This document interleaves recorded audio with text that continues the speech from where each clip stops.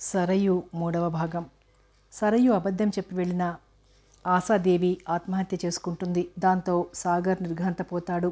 కరుణానిధి సాగర్ని సరయు ఆ రోజు సాగర్తో ఉందా లేక ఎక్కడికి వెళ్ళిందని నిలదీస్తాడు. ఇంటికి పోలీసులు వచ్చారని చెప్తాడు. కథ కొనసాగుతుంది. అవును, ఇద్దరు ఎస్ఐలు ఇంటికొచ్చారు. ఆశాదేవి గదిలో టేబుల్ మీద సరయు రాసిన ఉత్తరం దొరికిందట. అందులో ఆశాదేవిని చూడడానికి తాను శుక్రవారం సాయంకాలం 8 గంటలకు వస్తున్నట్లు సరయు రాసిందట. కాబట్టి నిజంగా సరయు ఆశాదేవి దగ్గరకు వెళ్ళిందా? ఒకవేళ వెళ్ళి ఉంటే ఎన్ని గంటలకు వెళ్ళింది? ఎన్ని గంటల వరకు ఆమెతో గడిపింది? డాక్టర్లు ఆమె 5 గంటలకు ఆత్మహత్య చేసుకున్నట్లు నిర్ణయించారు. ఆ భగవంతుడికే తెలియాలి ఈ డాక్టర్లు టైం ఎలా నిర్ణయిస్తారో. ఏదెలా ఉన్నా డాక్టర్లు నిర్ణయాన్ని బట్టి సరయు ఆశాదేవి దగ్గర ఆమె ఆత్మహత్య చేసుకున్న టైంలోనైనా ఉండాలి, లేకపోతే ఆ పని జరిగిన తర్వాతనైనా ఉండాలి అన్నాడు కరుణానిధి వ్యాకులమైన స్వరంతో. ఓ అదా సంగతి అన్నాడు సాగర్. అతని నోరు ఎండిపోయింది. సరయుని పోలీసులు చూసేందుకొచ్చారని ఈ ఉదయం నేను సరయుతో అన్నప్పుడు సరయు పోలీసులు ఎదుటికొచ్చే దృశ్యాన్ని, ఆమె దుర్భర స్థితిని నేను చూడలేకపోయాను. మనిషి కృంగిపోయినట్లు అనిపించింది. కానీ వెంటనే బలవంతమైన నవ్వు తెచ్చిపెట్టుకొని పోలీసుల ముందుకొచ్చింది. మామయ్య, నేను మీకు ఒక చిన్న అబద్ధం చెప్పాను. నేను శుక్రవారం మీతో చెప్పినట్లుగా ఆశాదేవి దగ్గరికి వెళ్ళలేదు అన్నది. నేను ఏదో చెప్పబోయేసరికి పోలీసులు నన్ను ఆపేశారు.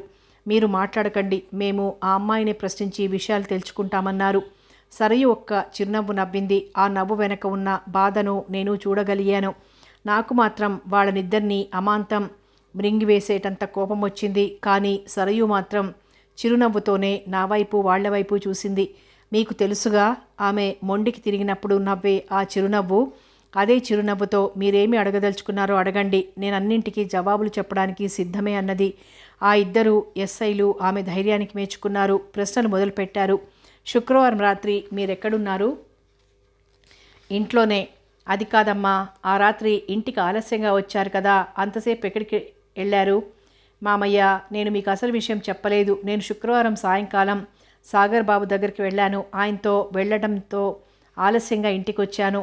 మీకు చెప్పడానికి అది ఏమంత పెద్ద విషయం కాదని ఇన్నాళ్ళు చెప్పలేదు. మీరు నన్ను నమ్మకపోతే సాగర్ బాబుని అడగండి అంది. అందుకే నేనిప్పుడు నీ దగ్గరకు వచ్చాను సాగర్. ఆమె నిజంగానే మీతో ఉందా? అదే నాకు కావలసింది అన్నాడు కరుణానిధి. వాళ్ల మాటలు వింటూ పడుకున్న ప్రేమి ఒక్కసారి లేచి తలెత్తి ఇద్దరి వైపు చూసి మళ్ళీ పడుకుంది. దాని చూపులో సరయును కాపాడుకోండి మీరిద్దరూ కలిసి అన్న అర్థం గోచరించింది. సాగర్కి ఏం చెప్పాలో తోచడం లేదు. పోలీసులు మీ దగ్గరకు కూడా రావచ్చు, వస్తారనుకుంటున్నాను అన్నాడు కరుణానిధి. అయితే ఆశాదేవిని సరయు హత్య చేసిందనుకుంటున్నారా అన్నాడు సాగర్ కోపంతో. అలా అనుకోవడం లేదు, కానీ ఈ విషయాలు ఎక్కడికి దారితీస్తాయో చెప్పలేం. ఒకవేళ ఆశాదేవి ఆత్మహత్య చేసుకోలేదు, హత్య గావించబడిందని మళ్ళీ పత్రికల్లో వచ్చిందంటే తప్పకుండా సరయు ఈ కేసులో ఇరికించబడుతుంది. అప్పుడు ఇంకేమైనా ఉందా అని లేచి సాగర్ 2 చేతులు పట్టుకొని, నాకంతా అయోమయంగా ఉంది. అదీగాక ఆ ఆశాదేవంటే నాకేమాత్రం ఇష్టం లేదు. సరయు వెళ్ళి ఆమెను కలవడం అనేది నాకేమాత్రం నచ్చలేదు. ఈ అమ్మాయి ఆమెతో సంబంధం ఎందుకు ఏర్పరచుకుందో ఏమో ఇప్పుడు ఇంత కష్టం దాపురించింది. ఒకవేళ సరయు ఆ సాయంకాలం మీతోనే గడిపి ఉంటే నేను భయపడవలసిన అవసరం లేదు. నేను కోరేది కూడా అదే. కానీ ఒకవేళ అవును, సరయు నాతోనే ఉంది అని గట్టిగా నొక్కి అన్నాడు. నేను సరయు ప్రేమి ముగ్గురం కలిసి బయటికి వెళ్ళాం. కారులో చాలా దూరం వెళ్ళి రాత్రి బాగా పొద్దుపోయిన తర్వాత ఇంటికి వచ్చేసాం. ఇందులో చిత్రమేముంది అన్నాడు సాగర్. కరుణానిధి నెమ్మదిగా వెళ్ళి తిరిగి కుర్చీలో కూర్చుంటూ, అబ్బా, ఇప్పుడు నా మీద నుండి ఏదో ఒక గొప్ప బరువు క్రిందికి దింపినట్లయింది. నేను సరయుని నమ్మలేక కాదు, కానీ నాతో ఈ విషయాన్ని దాచవలసిన అవసరమేముంది అన్న నాతో మళ్ళీ మీరిరువురు బయటికి వెళ్ళదలిచినట్లు చెప్పారు. ఇంతకు ముందే వెళ్ళినట్లయితే మళ్ళీ నిన్ను అడగవలసిన అవసరం లేదు కదా, అందుకే నాకు సందేహం కలిగింది అన్నాడు. అవును, మొన్న మేం వెళ్ళిన సంగతికి మీరేమంటారోనని తెలుసుకోవడానికి నిన్న మీ సెలవు అడిగాం. మీరేం అడ్డం చెప్పకపోవడం వలన మొన్నటి మా పోవడం కూడా మీకు సమ్మతమేనని గ్రహించుకున్నాం. అందుకే మీకు మొన్నటి సంగతి చెప్పలేదు. మీ ప్రోగ్రాం ప్రకారం మీరు ఈరోజు కిద్వాయ్ కాటేజ్కి వెళ్ళవలసింది. మీరే ఇంటికి వస్తారేమోనని 12 గంటల వరకు చూశాను. మళ్ళీ మీరు రాకపోవడం మంచిదైందనుకున్నాను. పోలీస్ వాళ్ళు అన్ని విషయాలు తెలుసుకుని వెళ్ళేసరికి దాదాపు 11 గంటలైంది. ఆ తర్వాత నేను బయలుదేరొచ్చాను. అమ్మాయి మనసు కూడా ఈరోజు ఆందోళనతో ఉంది. నేను ఈ విషయం అమ్మాయితో అనలేదు. సరే, ఈ రోజు బదులు రేపు వెళ్ళండి అన్నాడు కరుణానిధి సహజ ధోరణిలోనే. కానీ సాగర్కు మాత్రం హృదయంలో అగ్నిపర్వతాలు పేలుతున్నాయి. తిరిగి సరయు ముఖం చూడ్డానికి కూడా మనస్కరించడం లేదు. ఈరోజు ఉదయం డిస్పెన్సరీకి వెళ్ళేటప్పటికీ పేషెంట్స్ చాలామంది కాచుకొని కూర్చున్నారు. పెద్ద డాక్టర్ కూడా లేనందువలన అందరినీ నేనే చూడవలసి వచ్చింది. ఫోన్లో సరయుకి చెప్దామనుకున్నాను, కానీ ఇంతలోనే వార్తాపత్రికలోని విషయాన్ని చదివి సరయు కూడా ఎక్కడికి వెళ్లే మూడ్లో ఉండదని అనుకొని ఆమెతో మాట్లాడలేదు. ఇంకా కొన్ని రోజుల వరకు నాకు తీరిక ఉండదు కాబట్టి రేపు నేనే ఫోన్ చేస్తాను సరయుకు, నా కోసం కనిపెట్టుకోవద్దని అన్నాడు సాగర్ మనసులోని పెను తుఫానును దాచుకుంటూ. అయితే నేనే చెబుతానులేండి సరయుకి. అదీ కాకుండా నేను సరయుని తీసుకుని ఊరికి వెళ్దామనుకుంటున్నాను. కొంత ఈ అలజడి తగ్గే వరకు అక్కడే ఉండి మళ్ళీ అంతా సద్దుమణిగిన తర్వాత వస్తాం. మీ సలహా ఏమిటి అన్నాడు కరుణానిధి. ఇంత మాత్రానికే భయపడి మీరు సరయును దాచిపెట్టినట్లు ఊరికి పోవడం ఏమాత్రం బాగుండదు. ఆశాదేవి తన బాధ సహించలేక ఆత్మహత్య చేసుకుంది. మరి మీరు సరయును ఊరికి తీసుకుని పోయి దాయడం దేనికి? దాచడం కాదు, అమ్మాయి ఆశాదేవికి స్నేహితురాలు, అందువలన. ఆశాదేవికి ఎంతోమంది స్నేహితులుండొచ్చు. అయితే సరయు మాత్రం భయపడ్డం దేనికి? మీరు పొరబడుతున్నారు, అనుమానిస్తున్నారు. అవును, నిజం ఒప్పుకోక తప్పదు. మీ నోటితో సరయు మీ దగ్గరనే ఉంది అని మీరు చెప్పే వరకు నేను అమ్మాయి మాట నమ్మలేదు. ఇప్పుడు నాకు భయమంతా తీరిపోయింది. మీరు విశ్రాంతి తీసుకునే సమయంలో వచ్చి అంతరాయం కలిగించాను, క్షమించండి. మళ్ళీ డిస్పెన్సరీకి వెళ్ళే సమయమైనట్లుంది.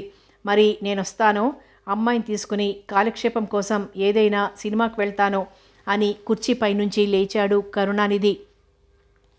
లేదు లేదు, మీరిలా తలంచవచ్చు.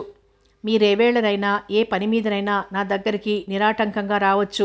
మిమ్మల్ని ఆహ్వానించడానికి నేనెప్పుడూ సిద్ధంగా ఉంటాను అని చెయ్యి చాచాడు కరచాలనం చేయడానికి సాగర్. కరుణానిధి కరచాలనం చేస్తూ, మీరు సరయుతో బయటికి వెళ్ళామన్నారు. ఎక్కడికి వెళ్ళారు? ఎటువైపు వెళ్ళారు అన్నాడు. గండిపేట వైపు వెళ్ళాం. చమన్లో కొంచెం సేపు కూర్చుండి తిరిగొచ్చేశాం అని తడుముకోకుండా చెప్పాడు సాగర్. కరుణానిధి జాగ్రత్తగా తలుపు వేసి దగ్గరకు వెళ్ళిపోయాడు. ప్రేమి తోకనాడించుకుంటూ సాగర్ కాళ్ళ దగ్గరకు వచ్చి నిల్చుంది. తనను బయటికి తీసుకుని పోయే వేళ దగ్గరకు వచ్చిందని జ్ఞాపకం చేయడానికి. డిస్పెన్సరీ లేని రోజున ప్రేమిని తీసుకుని బయటకు వెళ్ళడం సాగర్కి అలవాటు. కానీ ఈరోజు సాగర్కి ఏదీ జ్ఞాపకం రావడం లేదు. ప్రేమి చేసే ఏ సైగ కూడా అర్థం కావడం లేదు. కరుణానిధి వెళ్ళిన వైపే రెప్పవాల్చకుండా చూస్తూ నిల్చున్నాడు. అతని ధ్యాసంతా ఆ అమ్మాయి మీదే ఉన్నది. ఏ అమ్మాయి ఈ ఇద్దరి చేత గాఢంగా ప్రేమించబడిందో, ఏ అమ్మాయి ఈ ఇద్దరితోనూ అబద్ధమాడిందో, ఏ అమ్మాయి ఈ ఇద్దరికి కలవరం కలిగించిందో ఆ అమ్మాయి మీదే అతని ధ్యాసంతా కేంద్రీకృతమై ఉంది. దాదాపు 15 నిమిషాల నుండి సరయు తదేక ధ్యానంతో రెప్పవాల్చకుండా తన ముందు ఏదో ఉన్నట్లు శూన్యంలోకి చూస్తూ కూర్చుంది. కరుణానిధి గారు సినిమాకు వెళ్ళడానికి సిద్ధమవుతూ ఉండగా ఆంజనేయ స్వామి ఆలయం మరమ్మతుల చందా కోసం ఒక పార్టీ వచ్చి ఆయన్ని మాటల్లోకి దింపారు. హైదరాబాద్లో ఉన్నప్పటికీ చందా కొరకు అక్కడక్కడ చేరుకుంటారు గ్రామస్తులు. కరుణానిధి గారు మొదలు పెట్టందే ఇతరులెవ్వరూ కూడా పేరు రాయరు. మొదట కరుణానిధి గారు విరాళం రాయాలి, తరువాతనే ఎవరైనా రాస్తారు. అందుకే వాళ్ళ ఊరి నుండి కొందరు పెద్ద మనుషులు హైదరాబాద్ వచ్చారు. వారిని సత్కరించి వారు కోరిన చందా ఇవ్వడానికి ఆయనకు కొంత టైం పట్టింది. అంతవరకు సరయు తన గదిలోనే కూర్చుండి ఆలోచనలో మునిగి ఉంది. ఇంత ఆలస్యమైన సంగతి కూడా ఆమెకు తెలియడం లేదు. దాదాపు 2 గంటల సేపు ప్రయత్నం చేసింది. సాగర్కు 4 పంక్తులు ఉత్తరం రాయడానికి ఎన్నో రాసింది, చించివేసింది. ఏం రాయాలి, ఎలా రాయాలి అర్థం కావడం లేదు. చివరికి ఒక నిర్ణయానికి వచ్చింది. ప్రియమైన సాగర్, నాకు ఈరోజు నిన్ను తప్పక చూడాలని ఉంది. కంగారేమీ లేదు, అత్యవసరమైన సంగతి ఏమీ కాదు. కానీ నిన్ను చూడడం అవసరం. మేము సినిమా నుండి సుల్తాన్ బజార్ తాజ్కు వెడతాం భోజనానికి. కాబట్టి అక్కడ మాతో భోంచేయడానికి రావాల్సింది నీ సరయు. ఎలా పంపించాలి ఈ ఉత్తరం అనేది రెండవ సమస్య. దాసి లక్ష్మి వాళ్ళ అన్న వదిన హైదరాబాద్లోనే ఉంటారు. ఆ రోజే లక్ష్మి క్షేమ సమాచారం తెలుసుకోవడానికి కొంత డబ్బు కోసం రాముడు సరయూతో మాట్లాడేందుకు వచ్చాడు. అది మంచిదే అయింది. అతని కంటే వేరెవ్వరూ తనకు సహాయం చేయలేరు కాబట్టి బయట తన కోసం కనిపెట్టుకుని ఉన్న రామును పిలిచి అతనికి 10 రూపాయలు ఇచ్చి ఆ ఉత్తరం రాము చేతిలో పెట్టి అడ్రస్ చెప్పి అతన్ని పంపించింది. ఉత్తరం పంపినప్పటి నుంచి ఆ ఉత్తరంలోని ప్రతి మాటను పదే పదే వల్లించడం మొదలుపెట్టింది. తానెంత తెలివి తక్కువది, అత్యవసరమైన పని కోసం పిలిపిస్తూ ఏమంత అవసరమైంది కాదు అని రాసింది. ఒకవేళ అతడు చాలా అర్జెంట్ అని తలచక ఈరోజు రాకపోతే ఏమిటి చేయడం? ఒకవేళ ఆ ఉత్తరం చేరే సమయానికి సాగర్ డిస్పెన్సరీలో లేకపోతే ఎలా? ఇన్ని ఆలోచనలతో సతమతమవుతూ మామయ్య చేసిన ఆలస్యాన్ని ఆమె గమనించలేదు. రాముడు ఉత్తరం చేరుస్తాడో లేదో, ఉత్తరం రాయకుండా తానే ముఖాముఖిగా పోయి మాట్లాడితే బాగుండేదేమో. కానీ ఎలా మాట్లాడాలి? శుక్రవారం రాత్రి తనతో ఉన్నదని చెప్పు అని అతనిని ఎలా అడగాలి? అది అంత సులభమైన పని కాదు. తాను నిజంగా పోయింది ఒక అభాగ్యుడి కోసం. ఏ నేరమెరుగని అభమూ శుభమూ తెలియని సాగర్ను తన తప్పులో పాలు పంచుకొనమని ఎలా అడగడం? దీనికి కారణం ఆ రవి. ఆ దౌర్భాగ్యుని కోసం పాపం పుణ్యం ఎరుగని సాగర్తో నన్ను ఆదుకోవయ్యా అని అడగడం ఎంత బాగుంటుంది? పోలీసుతో తన ఇంటర్వ్యూ జ్ఞాపకం వచ్చింది. ఒళ్ళంతా వణికిపోయింది. అమితంగా అసహించుకునే ఆ రవి కోసం తాను ఇలాంటి పరిస్థితిని ఎదుర్కోవలసి వచ్చినందుకు నొచ్చుకుంది. పాపం ఆశాదేవి ఎలాంటి చావును కోరుకుంది అని జాలిపడింది. తనను ప్రాణం కంటే ఎక్కువగా చూసుకునే మామయ్యతో రవిని గురించి అబద్ధమాడింది. తన సర్వస్వంగా ఎంచుకునే సాగర్తో అబద్ధమాడింది. తనకిక మంచి రోజులు రావు. తనను సాగర్ క్షమించడు. చందా కోసం వచ్చిన వారిని పంపివేసి కరుణనిధి హాల్లోకి రావడం గ్రహించి మామయ్యను కలుసుకోవడానికి హాల్లోకి వెళ్ళింది. ఇద్దరూ కలిసి బయట సిద్ధంగా ఉన్న కారు దగ్గరికి వెళ్ళారు. కారు కొంత దూరం వెళ్ళిన తర్వాత నెమ్మదిగా సాగర్ బాబును మనతో పాటు తాజ్కి భోజనానికి రమ్మని చెప్పాను మామయ్య అన్నది సరయు. నువ్వెప్పుడు కలిశావమ్మా తన్ని అన్నాడు కరుణానిధి. నేను కలవలేదు, కానీ రాసి పంపించాను. నేను మధ్యాహ్నం అతన్ని కలిశానమ్మా. దాదాపు 4 గంటల వరకు అతనితోనే ఉన్నాను. ఎక్కడ? డిస్పెన్సరీలోనా? కాదమ్మా, అతని ఇంటికే వెళ్ళాను. అబ్బా, ఆ ఇంట్లో ఎలా ఉంటాడో ఏమో. నువ్వెప్పుడైనా అతని ఇల్లు చూసావా? లేదు మామయ్య, చూడలేదు.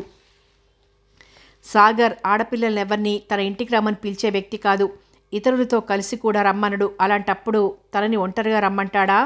ఇంతకుముందు 2-3 స్టూడెంట్లతో సాగర్ కాస్త ఫ్రీగా మాట్లాడినందుకు ఆ చులకన చూసుకుని సాగర్ను వాళ్ళ రూమ్కు రమ్మనడం, సాగర్ వాళ్లకు బుద్ధి చెప్పడం జ్ఞాపకం వచ్చింది సరయూకి. సాగర్ మాత్రం తననెప్పుడూ అలా పిలవలేదు. తన జీవితంలో మోసపోయింది ఒక్కరి విషయంలోనే, అది రవి విషయంలో. తాను రవి గదికి వెళ్ళడం, అతనితో చాలాసేపు గడపడం జ్ఞాపకం వచ్చింది. ఒక రాత్రి దాదాపు 12 గంటల వరకు అతని ఇంట్లోనే గడిపింది. ఆలస్యంగా ఇంటికి చేరుకుంది. మామయ్య అప్పుడు వాళ్ళ ఊళ్ళో ఉన్నాడు. హైదరాబాద్ ఇంటిలో తాను పనివాళ్లు మాత్రమే ఉన్నారు. పనివాళ్లు మామయ్యతో చెప్తాడేమోనని భయపడింది. ఇంగ్లీషు సినిమా 2వ ఆటకు వెళ్ళి ఆలస్యంగా వస్తానని చెప్పి వెళ్ళిపోయింది ముందుగానే. అందువలన ఎవ్వరూ ఏమీ అడగలేదు, అనుమానపడలేదు. తాను రవి కొరకు ఎంతగానో తాపత్రయపడేది ఆ రోజుల్లో. అప్పటికి ఇప్పటికీ ఇంత వ్యత్యాసం కలిగినందుకు తానే ఆశ్చర్యపడింది. ఎవరి ముందు గంటల కొలది కూర్చుండి మాట్లాడడానికి ఇష్టపడేదో, ఎవరితో 24 గంటలు గడపడానికి ఆతృత పడేదో, ఎవరి ప్రత్యక్షం తనకు స్వర్గంలా కనపడేదో ఆ రవి తనకిప్పుడు నరకప్రాయంగా మారింది. ఆ ఉనికే భరించలేకపోతోంది. ఇంతకు ముందు అతని పేరు వింటే పరవశించేది. ఇప్పుడు ఆ పేరు తెలిస్తే అసహ్యం కలుగుతోంది. రవి కూడా హైదరాబాద్లోనే ఉన్నాడు, కానీ అతనితో కలవడానికి ఇష్టం లేదు. అతడు తిరిగి హైదరాబాద్కు రావడం తన పాలిట శనిగా ఎంచుకుంటోంది. సాగర్ బాబు హైదరాబాద్కు వచ్చిన తర్వాత తను అతనిని చూడడం సంభవించలేదు. అందుకే అతనిచ్చిన అడ్రస్ ప్రకారం వెళ్ళి ఏదో కలిసి వచ్చాను అన్నాడు కరుణానిధి మామూలు ధోరణిలో అన్నట్లు నటిస్తూ. సరయూకు బాగా తెలుసు మామయ్య సాగర్తో ఎందుకు కలవడానికి వెళ్ళాడో. ఇప్పుడు తనకు తెలియకుండా ఉంచడానికి ప్రయత్నం చేస్తున్నాడు. తాను నిజంగా శుక్రవారం సాగర్తోనే ఉందో లేదో తెలుసుకోవడానికి వెళ్ళాడు.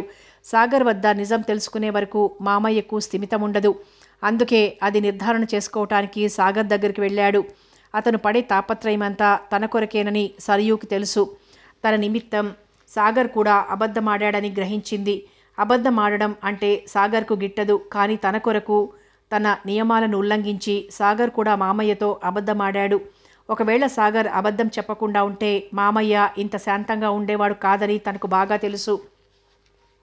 సాగర్ అంటే చాలా జాలిపడింది సరయు. కళ్ళల్లో నీళ్లు తిరిగాయి. వచ్చే దుఃఖాన్ని ఆపుకుంది. ఈరోజు నేను సాగర్ బాబు బయటికి వెళ్ళే ప్రోగ్రాం వేసుకున్నాం. కానీ మరి ఒక విధంగా జరిగిన ఈ సంఘటన వలన ఆ ప్రోగ్రాం ఆగిపోయింది.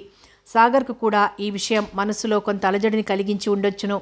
కాబట్టి 1-2 రోజులు గడిచిన తర్వాత మళ్ళీ మేమిద్దరం తిరిగి బయటికి వెళ్ళే ప్రోగ్రాం వేసుకోవటానికి ఈరోజు నేను సాగర్తో మాట్లాడతాను. మీరేమంటారు మామయ్య అంది సరయు.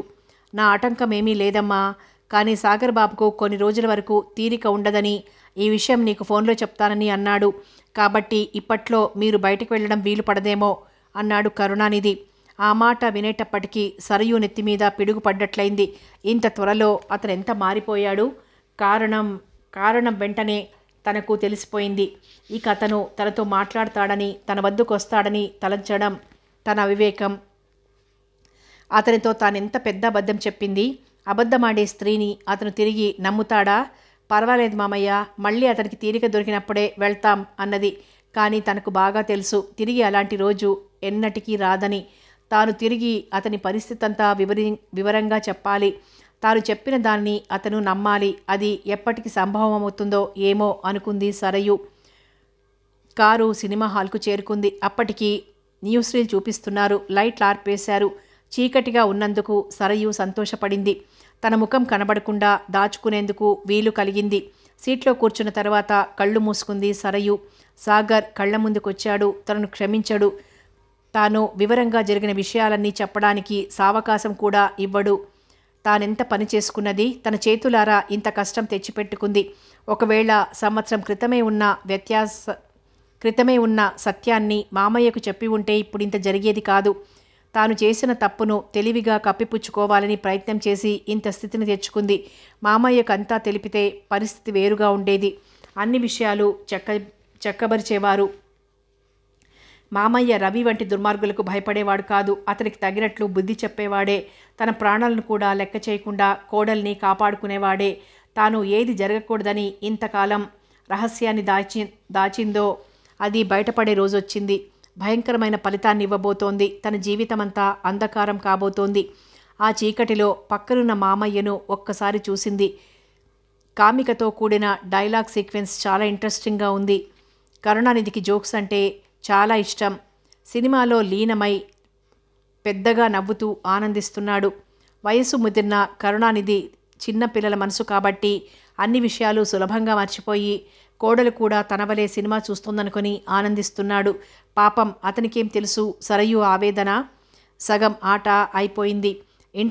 ఇంటర్వెల్ సమయం. లైట్లు వేశారు. ఒక్కసారి సరయు ఈ లోకంలోకి వచ్చింది. ఒక్క మాటు కళ్ళు తుడుచుకుంది. బయటికి వెళ్దామా అమ్మా అన్నాడు కరుణానిధి. బయటికి వెళ్ళినప్పుడు అందరూ తన కోడలిని చూసి ఈమె ఎంత అందంగా ఉందని అనుకొని అసూయపడితే అది కరుణానిధికి తృప్తి. టీ స్టాల్లోకి వెళ్ళాడు. కరుణానిధి కూల్ డ్రింక్స్కు ఆర్డర్ ఇచ్చారు. ఎంత వేడిగా ఉంది మామయ్య అన్నది సరయు ఏమనాలో తెలియక. అవునమ్మా, అసాధారణమైన వేడిగానే ఉంది అన్నాడు. మన ఊరిలో హాయిగా ఉంటుంది మామయ్య ఈ వేళప్పుడు అన్నది. ఒక్కసారి కోడలి మనసులోని ఇష్టాన్ని గ్రహించాడు. సాయంకాలం నుండి ఆమెను కనిపెడుతూనే ఉన్నాడు. తనను గమనించడం లేదని సరయు అనుకుంది. కానీ అతను అనుక్షణం గమనిస్తూనే ఉన్నాడు. ఆ ఒక్క మాటలోనే అర్థాన్నిట్టే గ్రహించాడు. అయితే రేపే వెళ్ళిపోదామా అమ్మ మన ఊరికి? ఇదంతా నీకోసమే కానీ నాకేం ఇంట్రెస్ట్ లేదమ్మా ఈ హైదరాబాద్లో. అంతగా మళ్ళీ రావాలనుకుంటే ఎప్పుడైనా రావచ్చు. రేపే ప్రయాణం అవుదామనుకున్నాను. సరయు ఒక్క నవ్వు నవ్వి రేపు అకస్మాత్తుగా ఆగిపోయింది. బయట నిల్చుని ఎవరితోనో మాట్లాడే ఒక పురుషుడు ఒకసారి సరయును చూసి స్టాల్ వైపు రావడం ఆమె గమనించింది. ఒక్క క్షణంలో సరయు దగ్గరికి వచ్చాడతడు. హలో, గుడ్ ఈవినింగ్ అన్నాడు. సరయు నిలువెల్లా వణికిపోయింది. ముఖం వివర్ణమైంది. కానీ బయటికి కనబడనీయలేదు. గుడ్ ఈవినింగ్ అని బదులు చెప్పి వారిద్దరికీ పరిచయం చేసింది. వీరు మా మామయ్య కరుణానిధి గారు. వీరు మిస్టర్ వర్మ. కరుణానిధి అతని వైఖరి ఏమాత్రం నచ్చలేదు. సినిమా చూడ్డానికి వచ్చారా అని మాట వరుసకు అన్నాడు కరుణానిధి. ఓ, ఇంతకు ముందు ఒకసారి చూసిందే అని నిర్లక్ష్యంగా జవాబిస్తూ దూరంగా ఉండే ఒక కుర్చీని ఆమె దగ్గరకు జరుపుకొని కూర్చున్నాడు. సరయు ముఖం వెలవెలపోయింది. అతడు దగ్గరగా కూర్చోవడాన్ని ఆమె సహించలేకపోయింది. తేళ్లు జరులు పాకినట్లు అనిపించింది. కొంతకాలం క్రిందట అతడు సమీపంలో ఉంటే స్వర్గాన్ని అనుభవించేది. కానీ ఇప్పుడు ఇంతలోనే బెల్ మోగింది. బ్రతుకు జీవుడా అనుకుంటూ లెండి మామయ్య, ఆలస్యమైతే కథ ఫాలో కాలేం అని ఎంతో శ్రద్ధతో సినిమా చూసేదానిలా లేచింది. రవి లేచి వెళ్ళిపోయాడు. మామయ్య చేతిని పట్టుకుని తడబడుతూ నడిచి హాల్లోకి వెళ్ళిపోయింది. లోపల కూర్చున్న తరువాత సినిమా తిరిగి ప్రారంభం కాబోతుండగా ఎవరమ్మా అతను, అతనితో నీకు పరిచయం ఎలా అయింది అన్నాడు కరుణానిధి. నాకు కూడా సరిగ్గా జ్ఞాపకం లేదు మామయ్య. నా ఫ్రెండ్ ఇంటికి ఏదో పార్టీకి వెళ్ళినప్పుడు అక్కడ పరిచయం అయినట్లుంది అన్నది. మళ్ళీ ఒక అబద్ధం. తనకు బాగా జ్ఞాపకం ఉంది. ఆ దురదృష్టమే తనని ఇంతవరకు తెచ్చింది. అతని చూపులు, ముఖ్యంగా నీ వైపు చూసే ఆ వెకిలి చూపు నాకేం నచ్చలేదమ్మా. అతను మంచివాడు కాదని నా అభిప్రాయం అన్నాడు. సాధారణంగా కరుణానిధి ఎవరిని గురించి చెడుగా మాట్లాడడు. అతని దృష్టికి అందరూ మంచివాళ్లే. తన కంటికి చెడు కనిపిస్తే తప్ప రవిని గురించి బహు త్వరగా చెడ్డ అభిప్రాయం ఏర్పడింది. మామయ్య మాట 100కి 100 పాళ్ళు సత్యం. ఆ సంగతి సరయూకు తెలుసు. నా వైపు అతను ఎలా చూశాడు మావయ్య, మీరు మరీ చిత్రంగా అంది లేని నవ్వు తెచ్చిపెట్టుకొని. నా పక్కనున్న కుర్చీని నీ పక్కన వేసుకుని నీతో మహా పరిచయం ఉన్నట్లు, నీకు అతనికి ఏదో సంబంధం ఉన్నట్లు కూర్చోవడం నాకేమీ నచ్చలేదమ్మా. అలా చేయడంలో అతని ఉద్దేశం ఏమిటో తెలుసుకోవాలనిపిస్తోంది తల్లి అన్నాడు కరుణానిధి. పేలవంగా నవ్వడం తప్ప సరయూకి వేరే గత్యంతరం లేదు. అదే సినిమా హాల్లో రవి కూడా ఉండడం ఆమెకు ముళ్ల మీదున్నట్లుంది. ముందే ఆమెకు కథ అంటే ఇష్టం లేదు. ఇప్పుడు అసలే సినిమా మీద ధ్యాస ఉంచలేకపోతోంది. అక్కడ కూర్చోవడం కూడా బాధాకరంగా ఉన్నది. కళ్ళు మూసుకునే ఉంది సరయు. ఆట ముగిసేందుకు ఇంకా కొద్దిసేపే ఉంది. అతని పేరేమిటన్నావమ్మా అన్నాడు కరుణానిధి. ఎవరి పేరు మామయ్య? అదేనమ్మా, ఇంతకుముందు స్టాల్లో కలిసినవాడు. ఓ అతడా? వర్మ. ఏ వర్మ? రవివర్మ. ఏమైనా ఉద్యోగమా? అతని స్వంతూరేది? నాకు అవన్నీ తెలియవు మామయ్య. ఏదో ఒకసారి పరిచయం, నేను అవన్నీ తెలుసుకోలేదు. సరే గాని మన ఇంటికి మాత్రం అతన్ని ఎప్పటికీ పిలవద్దు. లేదు మామయ్య, నేనెందుకు పిలుస్తాను? ఇది మాత్రం సత్యం. తాను తన బొందిలో ప్రాణం ఉన్నంత వరకు అటువంటి పొరపాటు ఇంకెప్పుడూ చెయ్యదు. చేసిన పొరపాటును దిద్దుకోలేక ఇప్పుడు సతమతమవుతోంది. ముఖ్యంగా తనకు ప్రేమపాత్రులైన ఇద్దరికీ, అంటే మామయ్యకు, సాగర్కు లేనిపోని ఆందోళన కలగజేసింది. ఇంకలాంటి అనామకుల్ని ఇంటికి చేరుస్తుందా? ఎలా అయితేనేం సినిమా అయిపోయింది. కారులో కూర్చున్నారు. తాజ్కి వెళ్ళడానికి బయలుదేరారు. సరయు సీట్లో వెనక్కి చేరగిలబడి కళ్ళు మూసుకుంది. మామయ్య కోడలి వైపు చూశాడు. ఏమ్మా, తలనొప్పిగా ఉందా? తాజ్కు వెళ్దామా, ఇంటికి వెళ్దామా? ఏదో కొంచెం లైట్గా భోంచేసి పడుకుందువు గాని అన్నాడు. లేదు మామయ్య, నాకేమీ తలనొప్పి లేదని లేని హుషారు తెచ్చిపెట్టుకుంది. నేను సాగర్ను తాజ్లో కలవమని కబురంపించాను. ఆయన వచ్చినప్పుడు మనం అక్కడ లేకపోతే ఏం బాగుంటుంది అన్నది. సాగర్ రాడనుకుంటానమ్మా. అతను కూడా నా మాదిరి వాడే. ఈ హోటలు, భోజనాలు, హైదరాబాద్ నవనాగరికులతో కలవడం ఇవన్నీ అతనికి ఇష్టం లేదు. ఉన్నదేదో ఇంట్లోనే తిని ఇంట్లోనే కాలం గడపడం అతనికిష్టం. అందుకే అతనంటే నాకు చాలా గౌరవం. నా తర్వాత నీ విషయంలో ఎవరైనా శ్రద్ధ తీసుకోగలుగుతారు అంటే అతడేనమ్మా. నాకు అన్ని విధాలా నచ్చినవాడు, నీకు తగినవాడు. చాలు మామయ్య, అంతకంటే ఎక్కువగా తలచకండి. ఏ నిమిషానికి ఏం జరుగుతుందో చెప్పలేం. అంతకంటే ఎక్కువగా ఊహించవద్దు. అతడు రాడేమో అనే మాట గొడ్డలి పెట్టువలే వినబడింది సరయ్యుకి. నిజంగానే రాడేమో అని అనుమానం. కానీ అంతరాత్మ చెబుతోంది అతను వస్తాడని.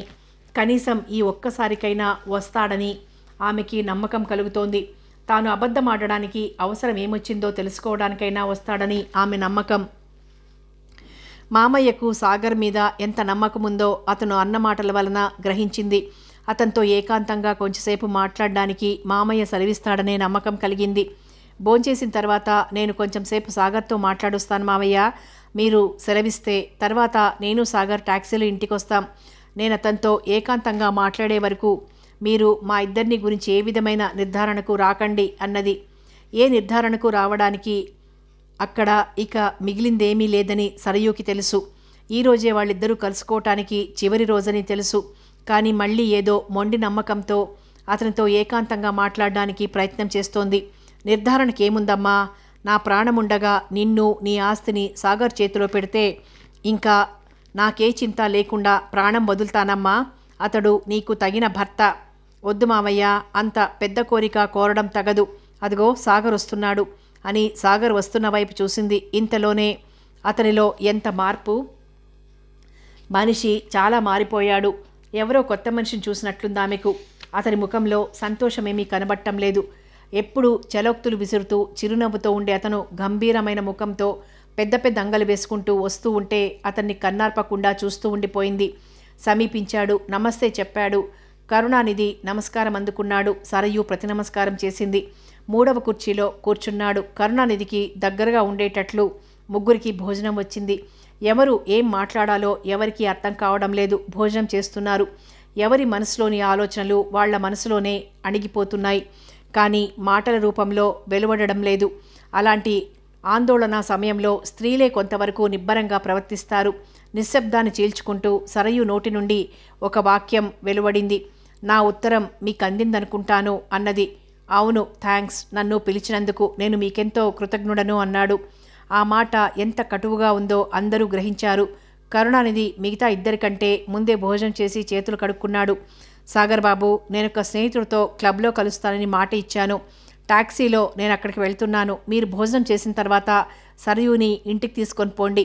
జాగ్రత్తగా వెళ్ళండమ్మా అని చెప్పి ఇద్దరిని విడిచిపెట్టి కరుణానిధి వెళ్ళిపోయాడు. సరయుకు అన్నం ఏమాత్రం రుచించడం లేదు.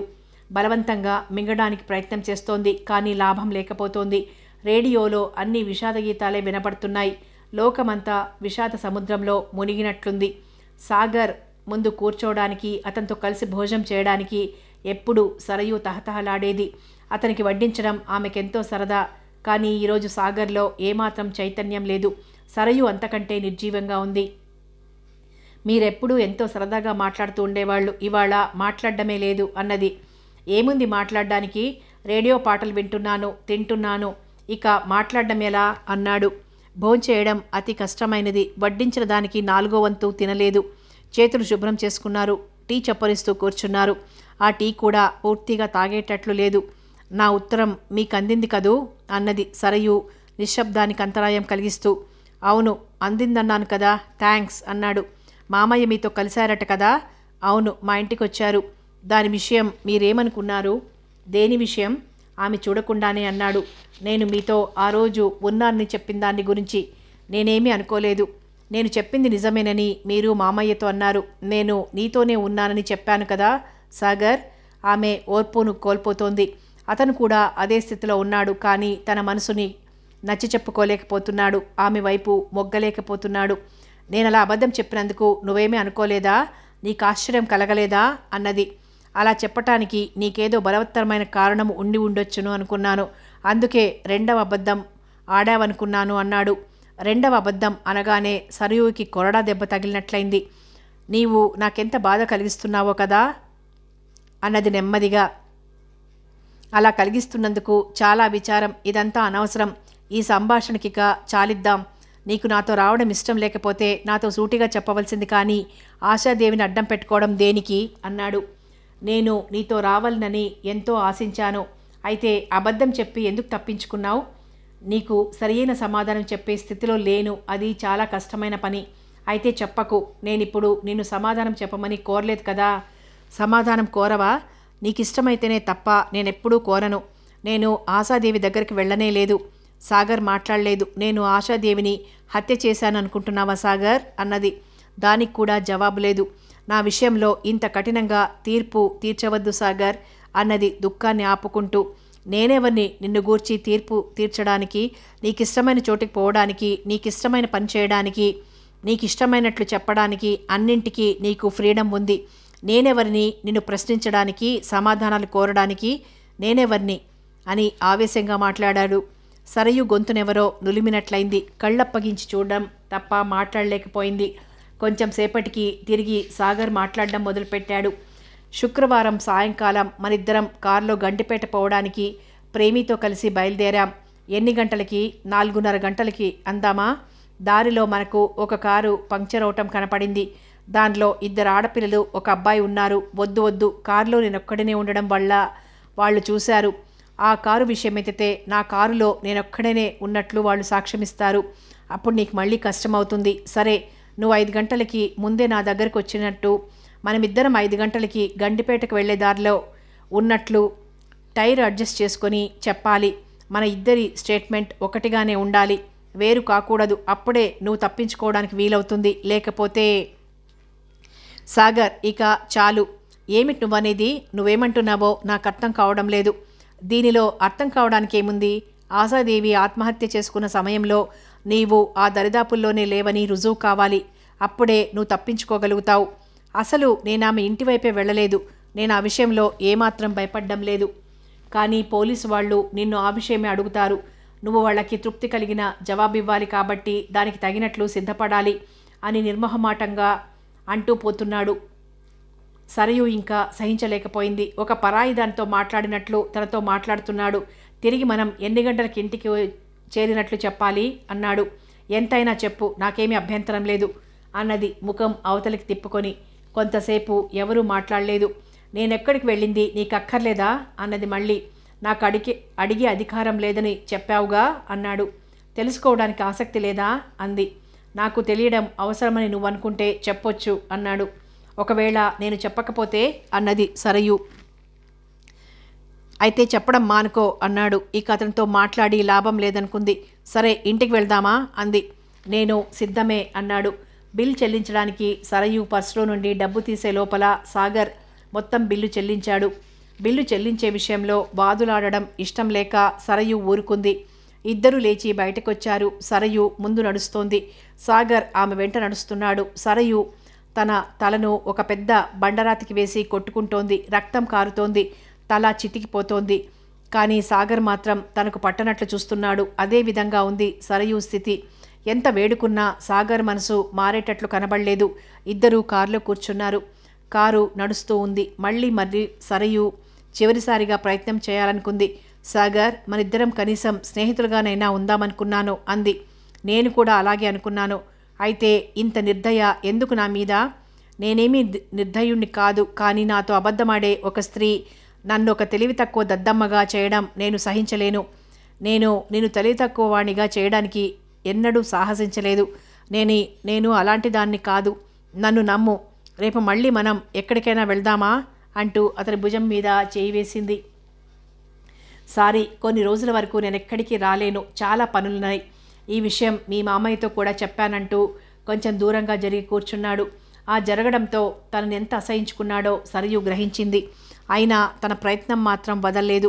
నువ్వు తలుచుకుంటే ఏ విధంగానైనా వీలు చూసుకుని నన్ను తీసుకుని పోగలవు. దయచేసి మనం వెళ్దాం ప్లీజ్ అంది.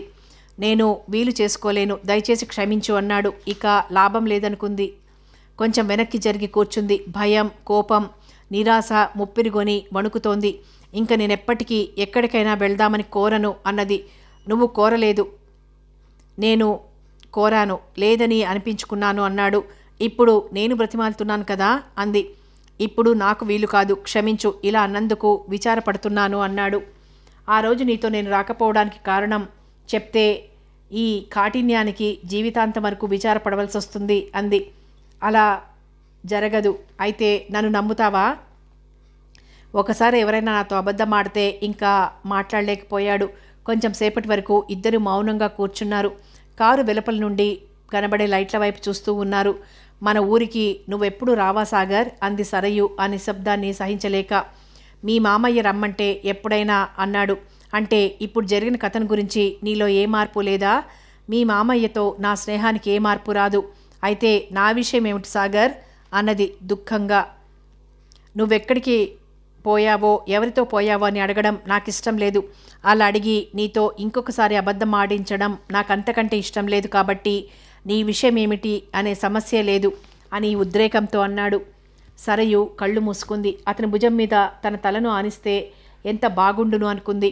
అలా చేస్తే అతను ఏం చేస్తాడో చూడవాలననుకుంది. అతని రెండు చేతులు తన చెంపలు కానించుకోవాలనుకుంది. అలా చేస్తే అతను కారులో నుండి దిగిపోయి తన ఇంటికి నడిచి వెళ్ళిపోతాడు అనుకుంది. ఇంతలో ఇంటి ముందు కారు ఆగిపోయింది.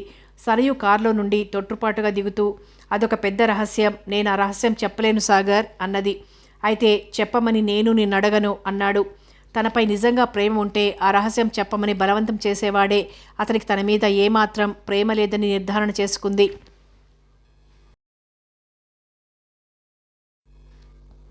రోషావేషాలతో నిండిపోయింది మనసు. కారులో నుండి దిగుతూ ఫుట్పాత్ మీద నడవబోయింది. కానీ సాగర్ చెయ్యి మాత్రం పట్టుకోలేదు. అతను చాచిన చెయ్యి అలాగే ఉండిపోయింది. డోర్ సపోర్ట్లో నిలదొక్కుని మెల్లగా మెట్లెక్కి మేడ మీదికి వెళ్ళిపోయింది.